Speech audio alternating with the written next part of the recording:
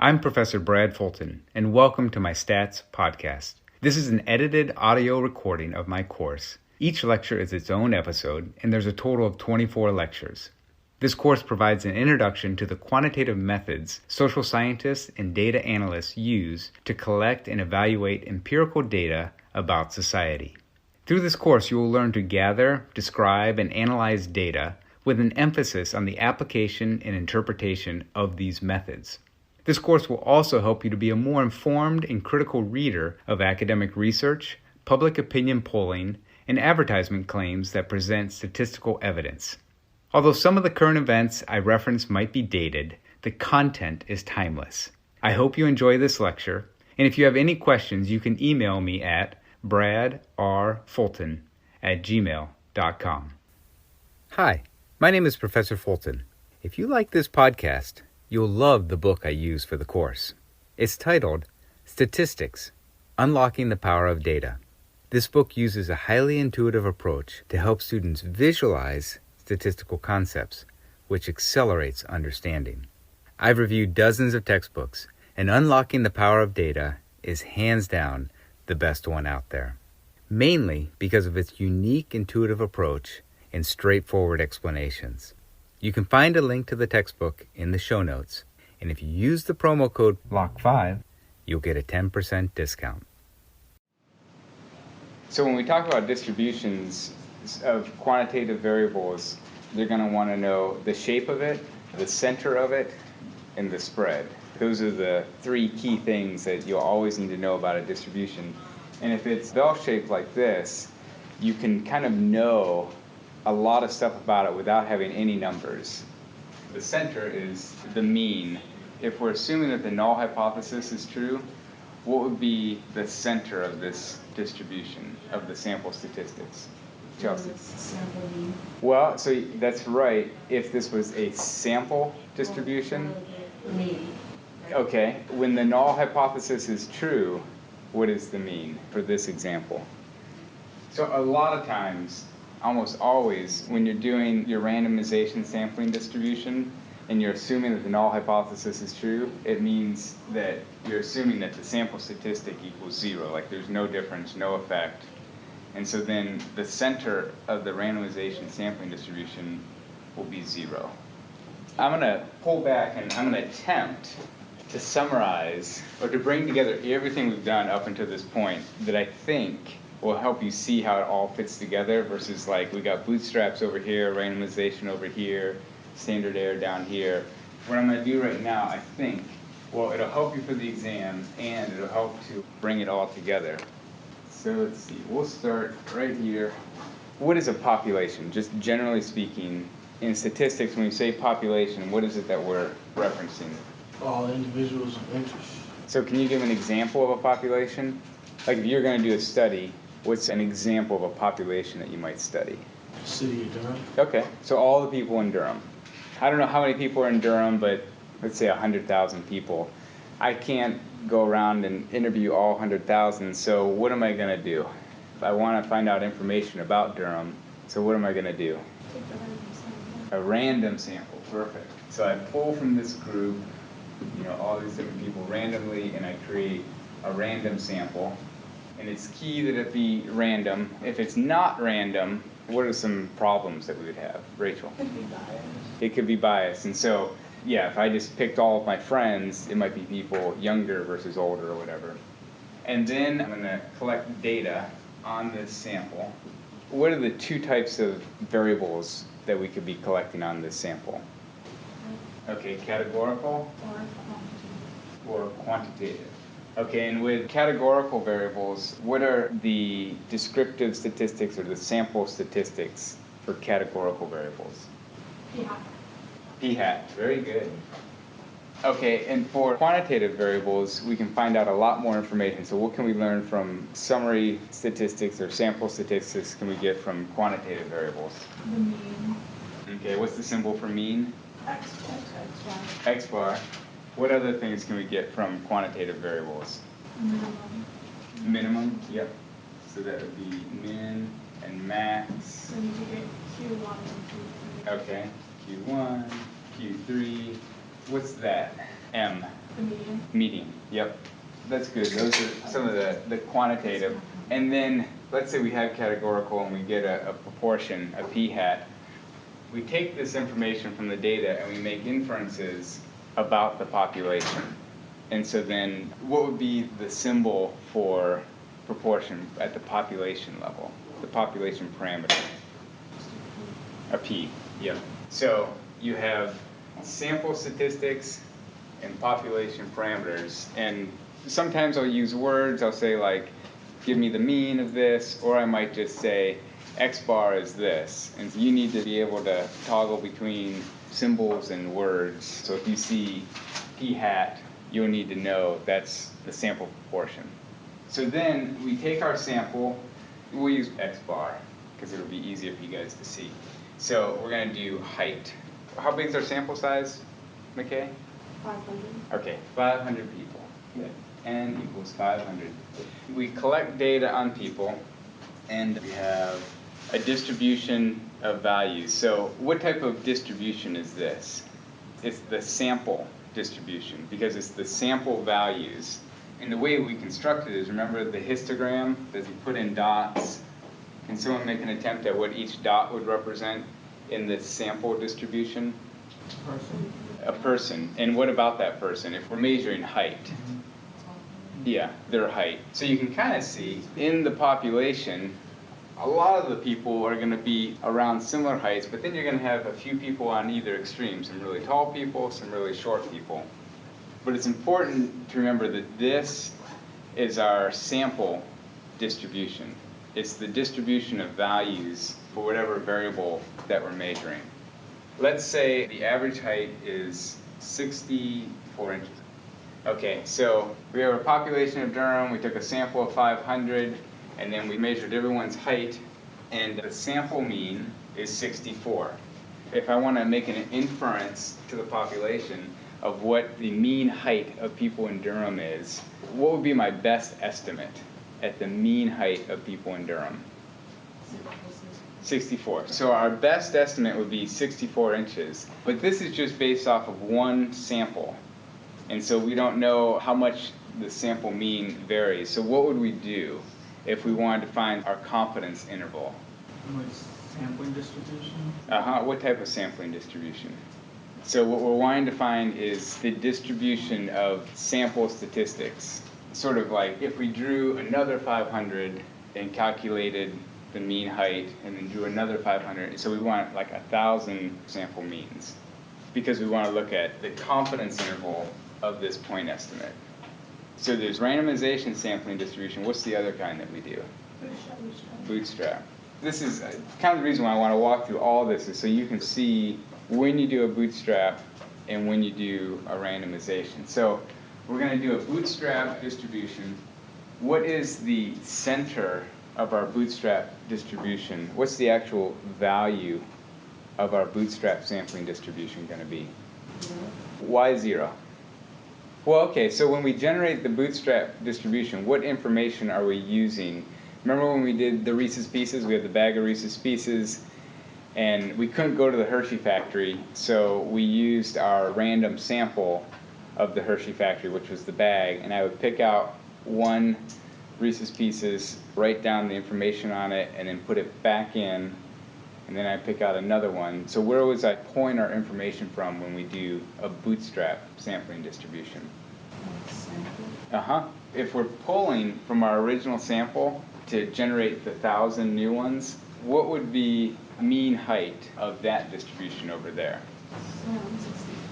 Yep, it'd be basically 64, because if you do 1,000, the combinations that you pull out are ultimately going to converge on 64 because you're pulling from the same sample. So and this is important, that you understand that the bootstrap distribution, the center of it is going to be the same as the center of your original sample. And it's because you're pulling the information from your original sample.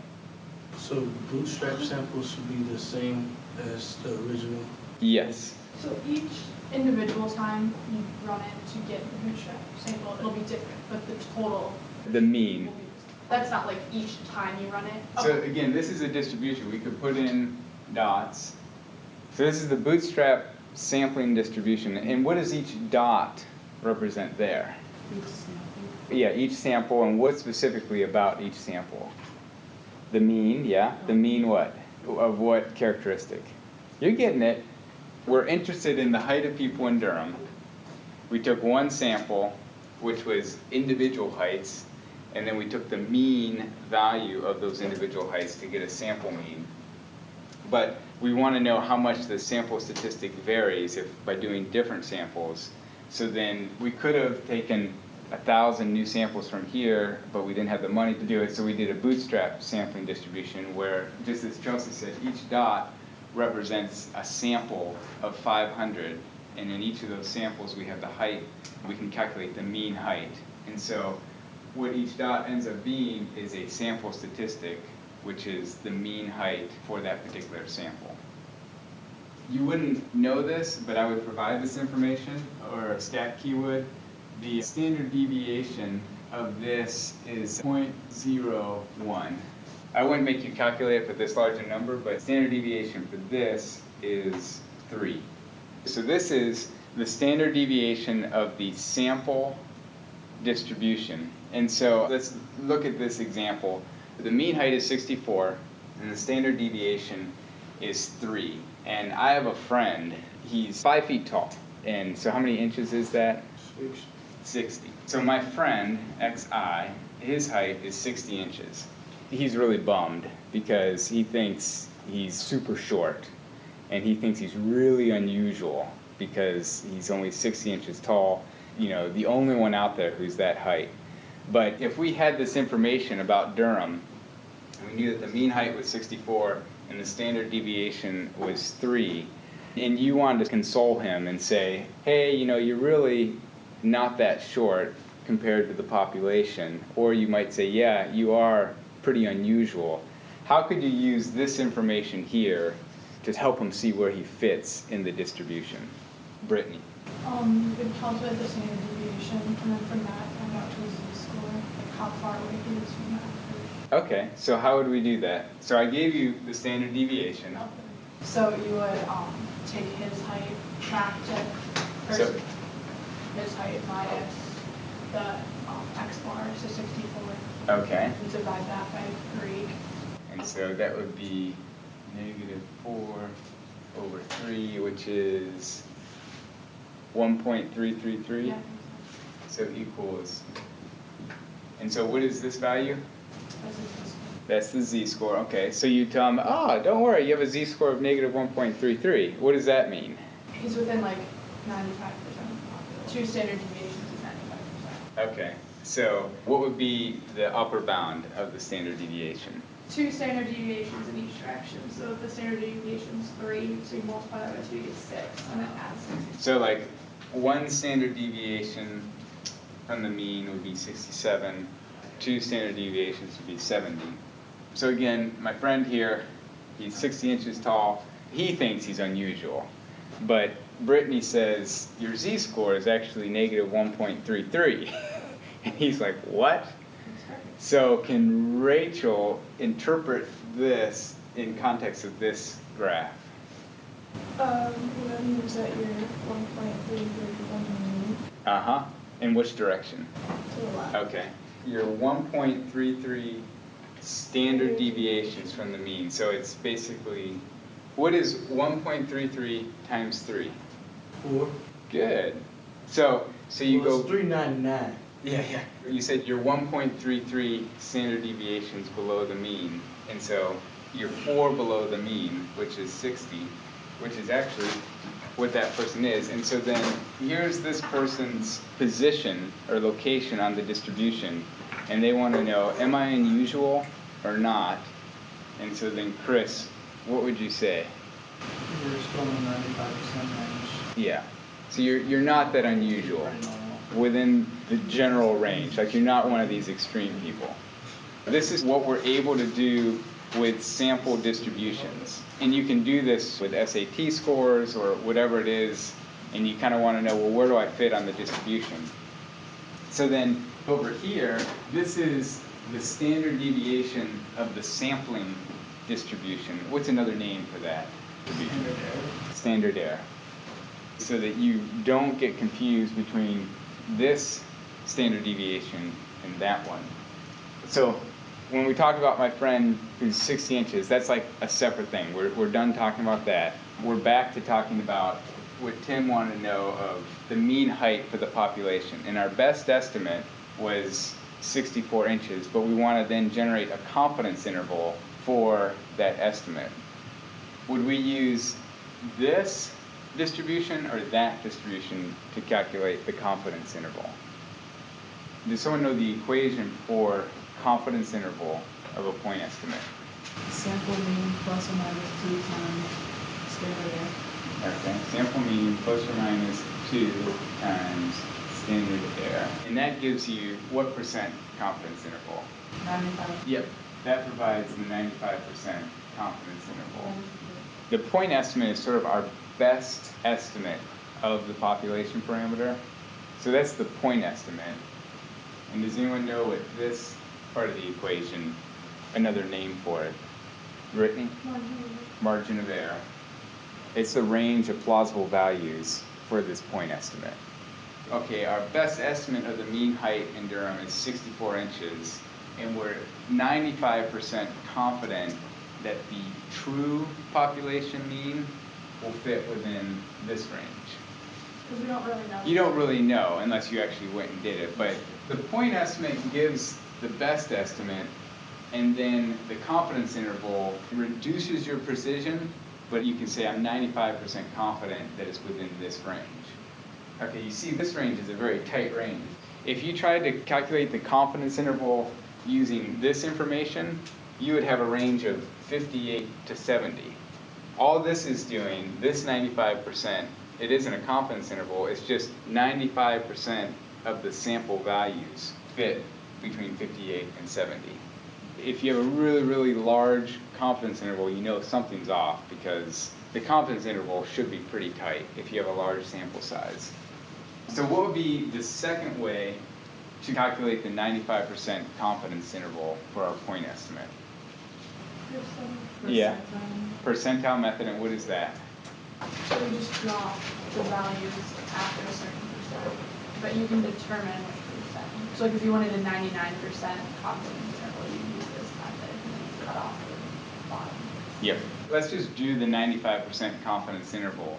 If we're doing a 95% confidence interval, and this is the 95% points, the upper bound, the lower bound, what would these values be? We're calculating the confidence interval for this point estimate. If I said 95% of the values fit within these two bars, what would the points be?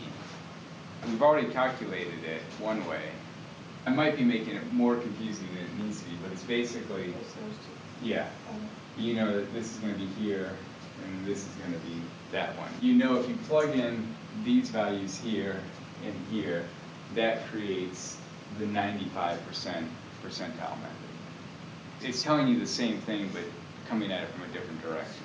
So you basically can't, you have to answer for like that equation before you can do the percentile method. You can't do like the percentile method in that way. Well, so the yeah, like with stat key, we could say, show me where the middle 95% of the values lie, and then it will draw those lines for you. No, I guess there's multiple ways to do it. If I just gave you this information, the standard error is 0.01, and I said, give me the 95% confidence interval on the graph, the way you would do it is to get the 95% confidence interval, how many standard errors do you go out? You go out 2, so you go to, this point would be 64.01, and this point would be 64.02. And then you go in this direction, it would be 63.9. Oh, because you already have the 7 deviations? Yeah. That's all you have to do? Yeah. But you were going to give a 64, right? Often when you get distributions, they typically tell you the mean and the standard deviation. But I might say the sample mean is 64, and then you would have to know that the center of the bootstrap distribution is the sample mean. But then I might also say, and the standard deviation of the sample distribution is 3, and then you'll be like, oh crap, do I use 3 or do I use 0.01? Yeah, but in the So heat of the moment, you might be like, oh, wait, which one? Well, it's So there's not no really more. no way to do the percentile method without the computer. Because I mean, that's pretty much the Yeah, same as what yeah, but except for the 95%, because you just know. Right, but that's the same as doing the market. Yeah, you're right. And actually, that's where this number 2 comes from. So if we changed our percentile to 99 percentile, to do the percentile method, you'd say, where do 99% of the middle values lie? Or there's a way to do this equation where you change this number to, it's like 2 point, it's a little bit more. It's going to push you out further. So, okay, so this is bootstrap. So let's say there's previous research that was done, and it concluded that the mean height in Durham was 63.5 inches. But we come along with our fancy random sample and stuff, and we say, I challenge that claim. There's a claim out there that the mean height is 63.5. And I come along as the social scientist and I say, I'm going to challenge that claim, and I have an alternative hypothesis. My alternative hypothesis is that the mean height is actually 64 inches. And so if I was going to set up a hypothesis test, how would I construct that? What would be the null hypothesis? So what's the common belief that's out there? The claim that's been out there or existing is that the mean height is 63.5. And so then our alternative hypothesis would be what? Greater than 62.5? Uh-huh, yeah. X bar greater than 63.5. Exactly. You don't have to give a specific number. You don't even have to say 64. You just have to say greater than 63.5. So then the way that we would set this up with the randomization sampling distribution, we would calculate the sample statistics as if the null hypothesis was true. What would be the center of this randomization sampling distribution if the null hypothesis was true? 63.5. Yep.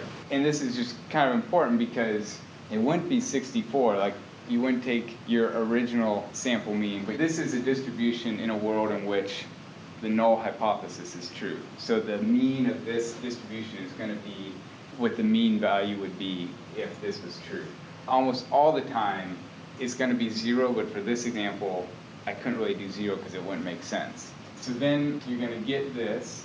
Standard error is 0.0, I'll do 0.2 because it could be different.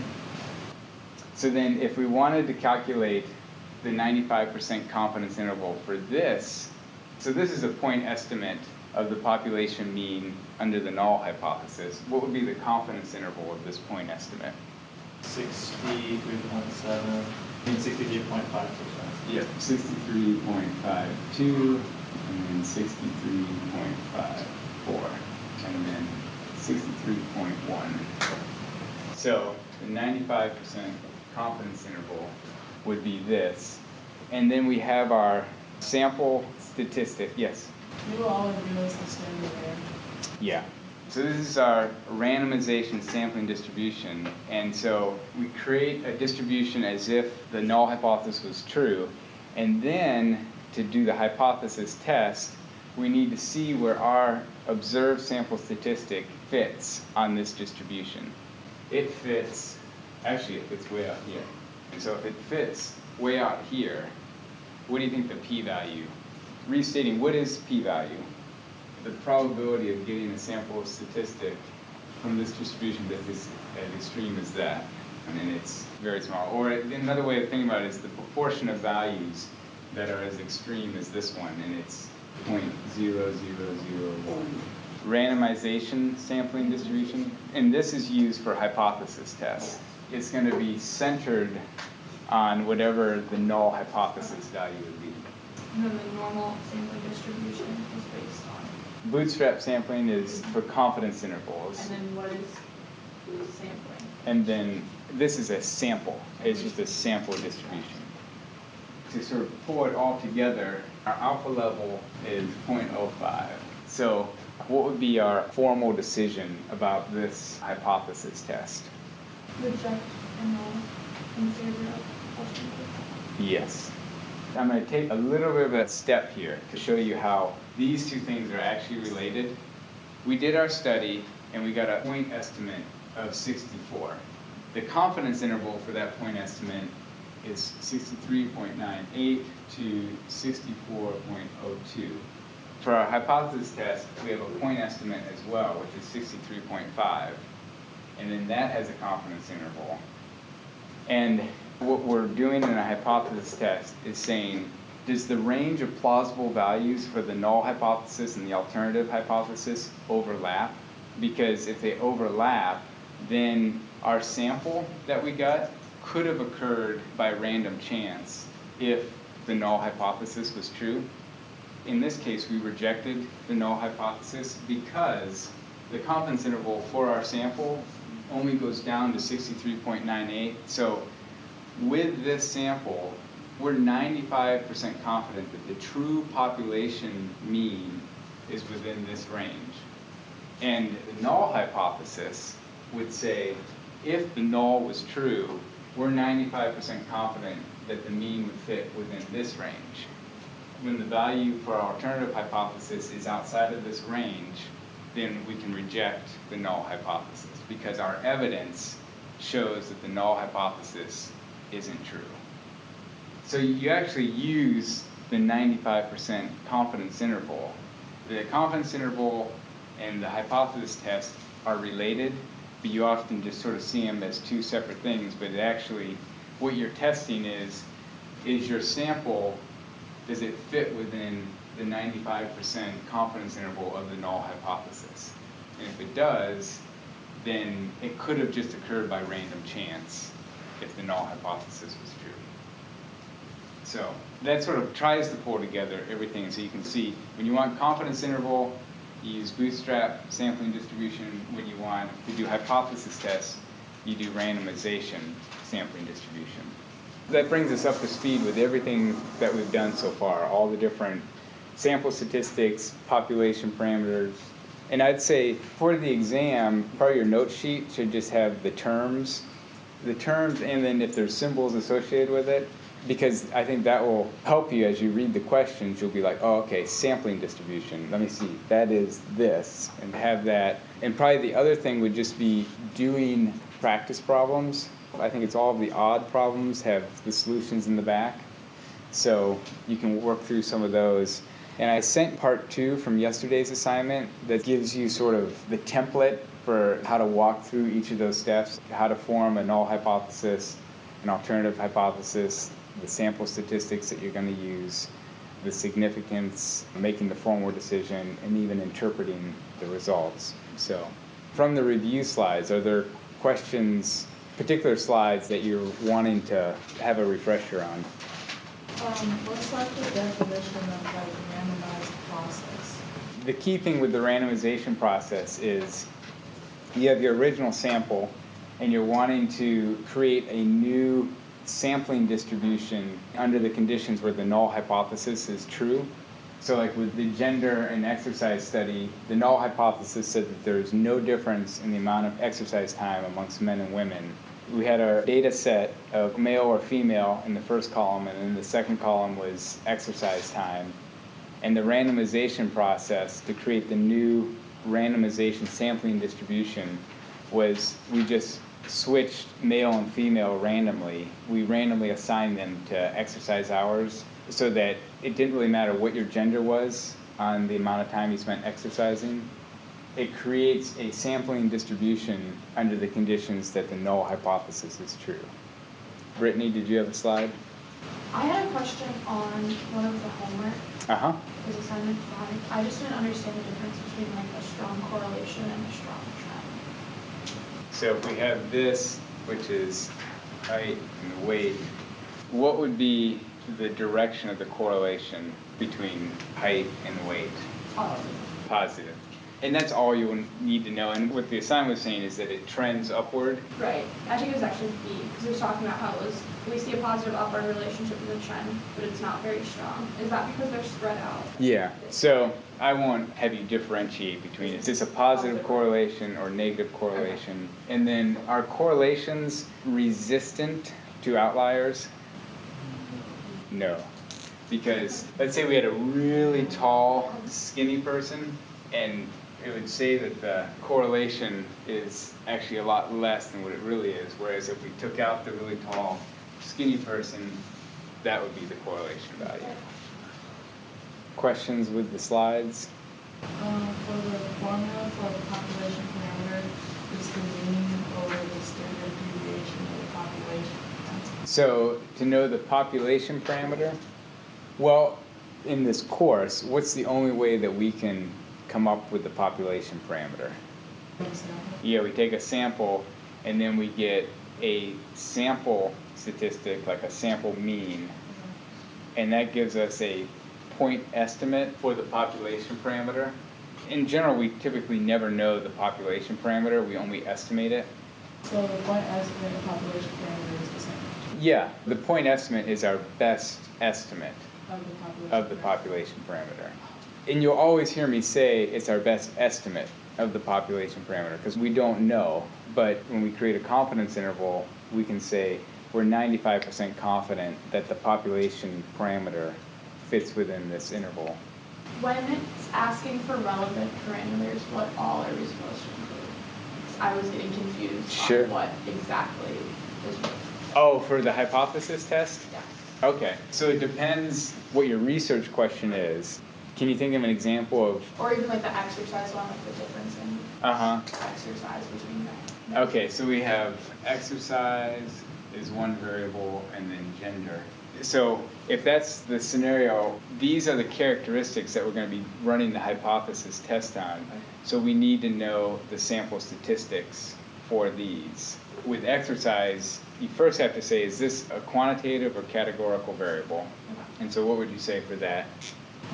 So it's quantitative, and so then with the example we use, what's the sample statistic that we're going to be working with? Okay, so it'd be X bar. That's one relevant sample statistic. Then with gender, is it categorical or quantitative? Categorical. So proportion, P hat. And then the actual alternative hypothesis is going to be, what did we say for that one?